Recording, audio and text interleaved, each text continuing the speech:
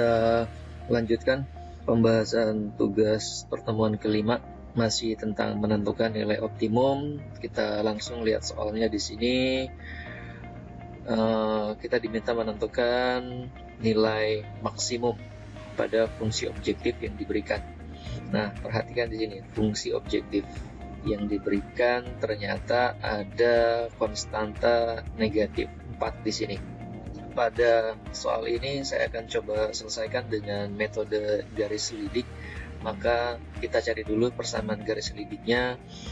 Kita tahu untuk menentukan persamaan garis lidik diambil dari fungsi objektifnya. Oke, saya tulis dulu di sini fungsi objektifnya f x, y sama dengan 2x plus 3y dikurang 4. Nah, persamaan garis lidiknya di sini saya tentukan dalam bentuk 2x plus 3y min 4 sama dengan 2. Nah, pertanyaannya kenapa 2 di sini?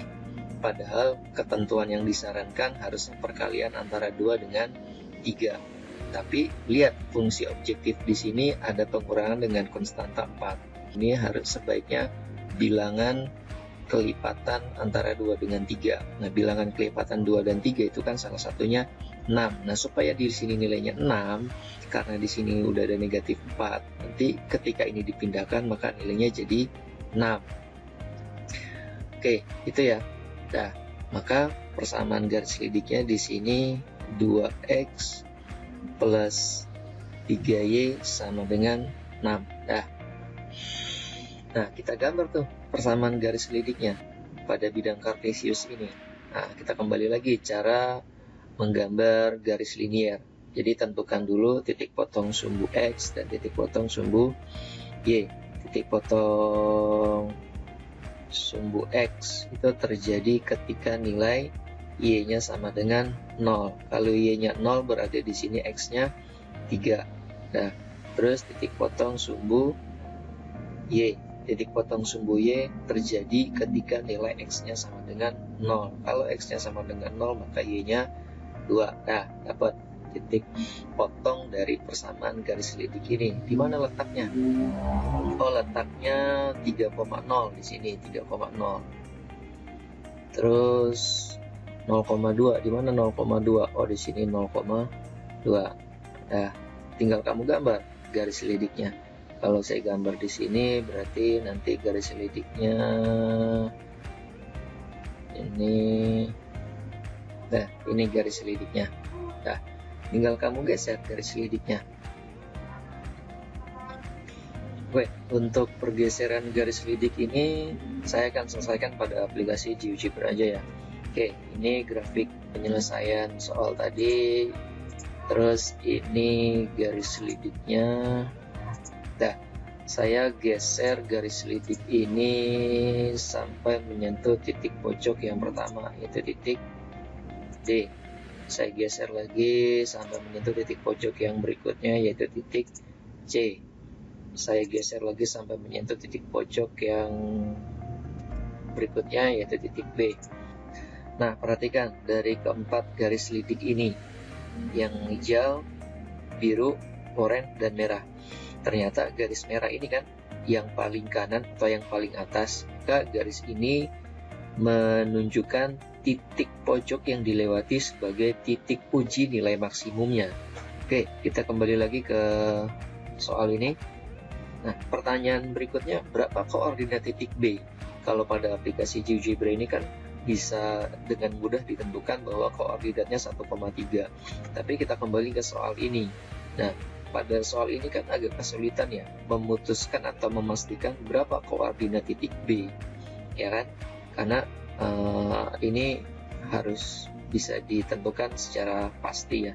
Nah, kalau mau ditentukan dengan cara manual, bagaimana koordinat titik B? Itu sebenarnya koordinat titik B itu perpotongan antara garis G dengan garis F, di mana garis G ini melewati koordinat min 2,0 dan 0,2. dan garis F ini melewati koordinat 0,4 dan 4,0. Kamu cari tuh perpotongan antara garis G dengan garis F dengan konsep SPL DV. Di video sebelumnya sudah ada tutorial cara menentukan titik potong antara dua garis linear, bisa dilihat lagi. Nah, kalau sudah dapat di sini kesimpulannya koordinat titik D 1,3. Terus substitusi ke fungsi objektifnya. Jadi titik B di sini yang koordinatnya 1,3 ini kita substitusi ke fungsi objektifnya. Kita tahu fungsi objektifnya fx, y 2 sama dengan 2x plus 3y min 4.